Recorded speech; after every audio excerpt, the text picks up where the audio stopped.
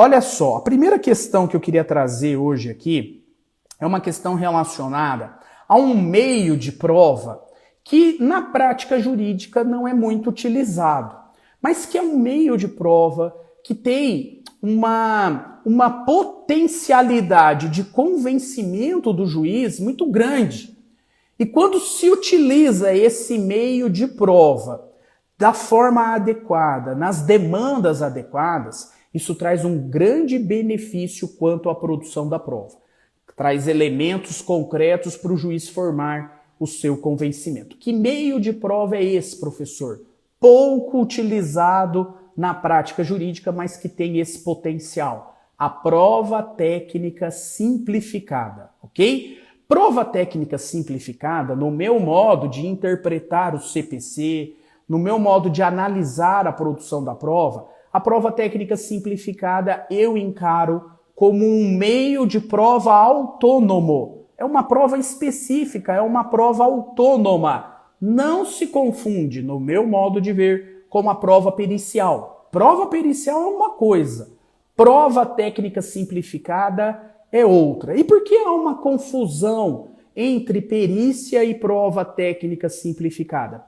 Porque a prova técnica simplificada está prevista no código dentro da seção que trata da prova pericial. E aí aparenta ser uma espécie de perícia, mas não é. Eu entendo, pelo menos a mim, me parece uma prova autônoma que não se confunde com a perícia. E eu vou tentar explicar o porquê desse meu entendimento. Primeiro ponto aqui. Professor, aonde que está a regulamentação da prova técnica simplificada? No artigo 464, parágrafo 2º, 3º e 4º do CPC. E o 464 está lá na seção da prova pericial, por isso que dá essa confusão. Mas vamos lá, o que é uma prova técnica simplificada? A prova técnica simplificada, ela é uma prova em que um especialista designado pelo juiz será ouvido numa audiência. É a oitiva em audiência de um especialista. E especialista em quê? Especialista em uma determinada ciência, em uma determinada matéria que tem relação com um ponto controvertido da causa, que tem relação com o objeto da prova. E esse especialista, quando ele é ouvido em audiência pelo juiz, em uma prova técnica simplificada, ele vai trazer elementos para esclarecer como que uma determinada ciência ou como que uma determinada especialidade trata um determinado assunto. E esse assunto pode ser importante para o juiz formar o seu convencimento. Veja, na prova técnica simplificada, o especialista ele vai trazer informações genéricas, informações relativas à ciência que ele domina. São as informações que se referem às regras de experiências técnicas ou científicas. Todos os profissionais que dominam aquela ciência, que dominam aquela área do saber, eles têm essa informação. E essa informação pode ser adequada para o juiz formar o seu convencimento. Mas o juiz não tem. O juiz não tem, as partes podem ter ou não. Os advogados não têm. Por quê? Porque é uma máxima de experiência que só quem domina aquela ciência detém. Quem estudou aquilo, quem se formou naquilo, quem é um especialista naquilo. São informações comuns para quem domina essa ciência. E essa ciência não é dominada pelo juiz. Mas o juiz precisa de elementos ali para explicar um determinado fato. E aí o especialista é ouvido para isso. Veja, a prova técnica simplificada, ela mais se assemelha a uma prova testemunhal, que seria, entre aspas, uma testemunha especialista, do que propriamente em relação a uma perícia. E por que ela não se confunde com a prova pericial? A prova pericial, o juiz nomeia um especialista que detém um conhecimento técnico ou científico para que esse especialista examine o caso concreto, para que ele responda quesitos relacionados à ciência que ele domina, mas relacionados ao caso concreto.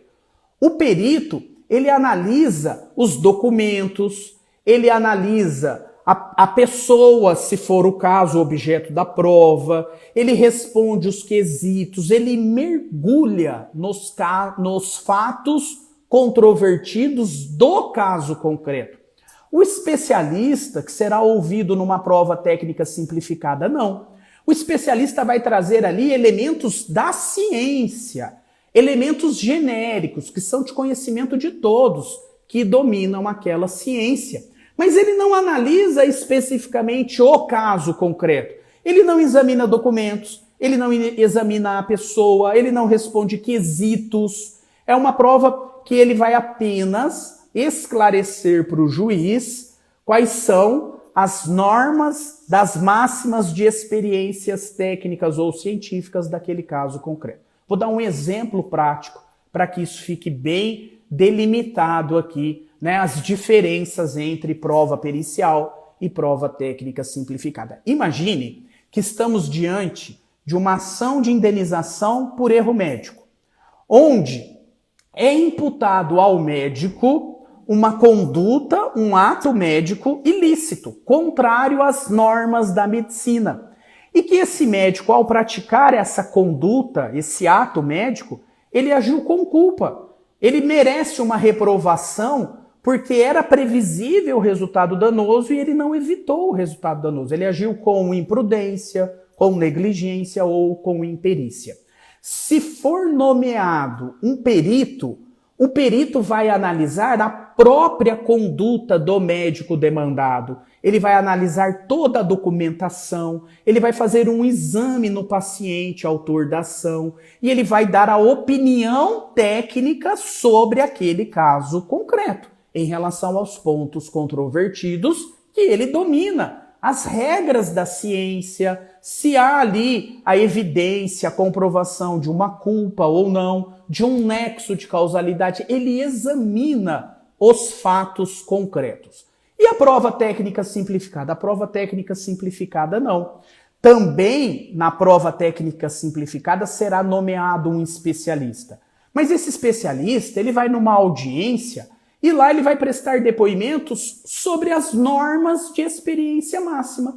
Ele vai dizer para o juiz como que o Conselho Federal de Medicina cataloga aquela doença, quais são as técnicas que podem ser usadas pelo médico naquele tipo de doença, naquele tipo de ato médico, quais são as consequências desse procedimento médico, como que é a recuperação do paciente, mas tudo em termos genéricos, aquilo que é de domínio de quem tem conhecimento específico sobre aquela área do saber. Se aquela conduta é uma conduta que tem autorização ou não do Conselho Federal de Medicina, se os protocolos médicos regulamentam aquele ato praticado pelo médico ou não, como que são os artigos doutrinários que tratam desse tema. Veja, ele vai trazer elementos para que o juiz possa ter maior segurança na sua decisão, mas ele não examina o caso concreto.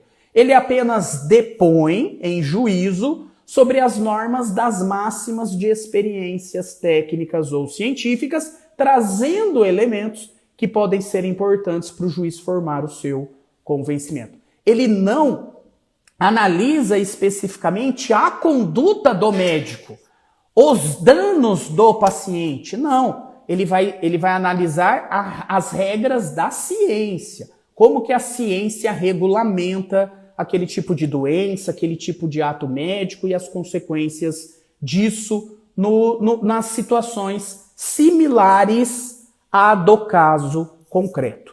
Ok? Agora veja, o 464, parágrafo 2º, diz assim: de ofício ou a requerimento das partes, o juiz poderá em substituição à perícia, determinar a produção da prova técnica simplificada quando o ponto controvertido for de menor complexidade. Veja, a prova técnica simplificada pode ser determinada de ofício pelo juiz ou pode ser mediante requerimento de qualquer das partes, autor ou réu. Muito bem, como que o juiz nomeia o especialista? Bom, o juiz vai ter que nomear alguém que detém a mesma especialidade da ciência ou da técnica que é utilizada, que está sendo analisada naquele caso concreto. Ele nomeia um profissional que detém o conhecimento científico ou técnico correspondente àquilo que está sendo discutido no processo. E ele será ouvido numa audiência. Esse especialista é intimado pelo juiz a comparecer na audiência.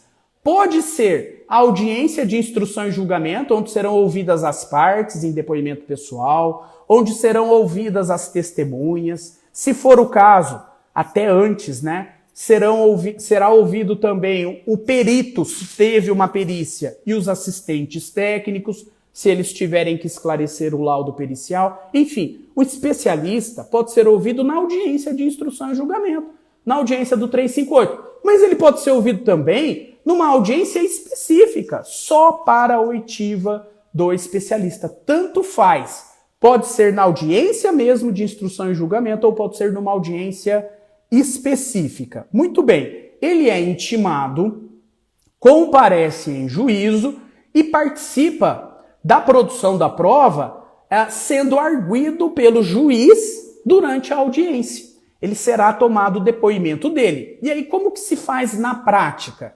Na prática se faz da seguinte forma: o juiz pergunta aquilo que é interessante em relação à ciência que ele domina e que tem relação com o caso concreto. Depois que o juiz pergunta, faz as perguntas que ele entende pertinentes, as partes, autor e réu, através dos seus advogados, também participam da produção da prova, também fazem perguntas para o especialista, no mesmo sentido de uma prova testemunhal, apesar de não ser uma prova testemunhal. Por que não é uma testemunha? Porque a testemunha vai depor sobre um fato que ela teve percepção, porque ela viu, porque ela tocou, porque ela ouviu, porque ela teve contato. A testemunha depõe sobre as suas percepções do fato controvertido do caso concreto. O especialista não. O especialista, ele não analisou nada daquele caso concreto, ele não tem conhecimento do que se refere o pedido, quais são as provas documentais que instruem a inicial. Ele não analisa nada disso, ele vai depor sobre as regras das máximas de experiência que ele domina. Ele não é uma testemunha, ele é uma prova técnica simplificada, uma prova autônoma. O parágrafo 3º do artigo 464 menciona que o especialista será inquirido pelo magistrado durante a audiência de instrução e julgamento. No entanto, as partes também podem inquirir o profissional ou apenas o juiz? Como eu disse, as partes também participam da produção da prova e os seus respectivos advogados fazem perguntas para esse especialista. Primeiro o advogado do autor, depois o advogado do réu. Segunda questão que ele apresenta aqui. As questões devem ser anexadas antecipadamente nos autos ou as perguntas devem ser formuladas apenas e tão somente no ato da audiência? Veja, na prova técnica simplificada, não há necessidade de apresentar antecipadamente por escrito as perguntas que o especialista vai responder. Isso se justifica para a oitiva do perito. Quando o perito for ouvido em audiência, aí sim, as perguntas têm que ser apresentadas com 10 dias de antecedência, para que o perito se prepare e possa responder na audiência aquilo que está por escrito. Na prova técnica simplificada, não precisa preceder as perguntas por escrito. Não, as perguntas são feitas lá na audiência diretamente ao especialista, sem necessidade de que sejam apresentadas por escrito previamente. Outra questão aqui. Na prova técnica simplificada, as partes, elas podem apresentar assistentes técnicos? Não. Na prova técnica simplificada não tem assistente técnico. Assistente técnico é na perícia. Na prova técnica simplificada é a oitiva de um especialista em audiência. As partes não podem arrolar ou apresentar assistente técnico. Não se justifica assistente técnico para a oitiva de um especialista. É claro, se o juiz designou a perícia e se para fazer a perícia a parte tem um assistente técnico, esse assistente técnico pode orientar a parte em relação às perguntas que vão ser feitas ao especialista. Mas não há uma nomeação de assistente técnico exclusivamente para a prova técnica simplificada. Não há necessidade disso. E a última pergunta do Dr. Vinícius. Na prova técnica simplificada, deve haver adiantamento dos honorários do perito, como na perícia convencional? E aqui vai mais uma diferença entre a perícia e a prova técnica simplificada. O especialista, que será ouvido em audiência, não faz jus a honorários periciais, porque ele não é perito. Não tem honorários ao especialista. Não tem imposição de honorários. Ou seja, o especialista vai na cooperação. O especialista vai na camaradagem. O especialista vai cooperando com o juízo, mas ele não tem honorários, ok? Honorários é perito. E ele não é perito, ele é apenas um especialista que vai depor sobre conhecimentos que ele detém numa audiência simples, oralmente, informalmente, né? Ele não vai ter que elaborar laudo, ele não vai ter que responder quesitos previamente apresentados pelas partes. Isso é perícia.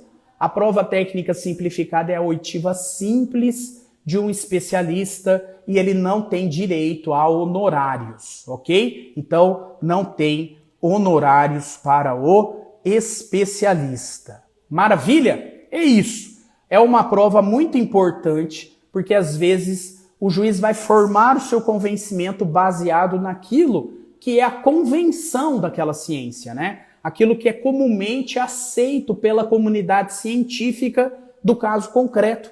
Isso pode ser um elemento importante para a formação do convencimento do juiz. Eu sempre me utilizo, quando é possível, na prática da oitiva de um especialista e muitas vezes a prova técnica simplificada ela foi a prova principal para eu formar o meu convencimento, ok? Veja, a prova técnica simplificada convive com a prova pericial. É possível haver perícia e prova técnica simplificada no mesmo processo, ok? Não há nada que impeça isso no caso concreto. Eu faço uma leitura de que a prova técnica simplificada é autônoma. Ela não se confunde com a perícia, pode inclusive ser cumulada. Eu mesmo já determinei prova técnica simplificada em um processo que já tinha perícia. A perícia foi feita com todos os requisitos legais, com assistente técnico, com quesitos, com pagamento de honorários, completíssima. Só que a perícia não esclarecia um ponto-chave que eu precisava entender para formar o meu convencimento. E eu comecei a atuar nesse processo quando esse processo já estava concluso para a sentença. O processo já estava com a instrução dele finalizada. E eu fui prolatar a sentença. Quando eu fui prolatar a sentença, a perícia não me dava a resposta que eu queria. A perícia não era conclusiva. E eu precisava de mais elementos de prova. O que eu fiz? Converti o julgamento em diligência, designei uma audiência para a oitiva de um especialista e marquei a prova técnica simplificada. E na prova técnica simplificada eu tive os elementos, as informações que eu precisava para formar o meu convencimento. E a partir dela, claro, eu consegui depois prolatar a sentença. Veja, conviveu prova pericial e prova técnica simplificada, sem problema nenhum. Ok?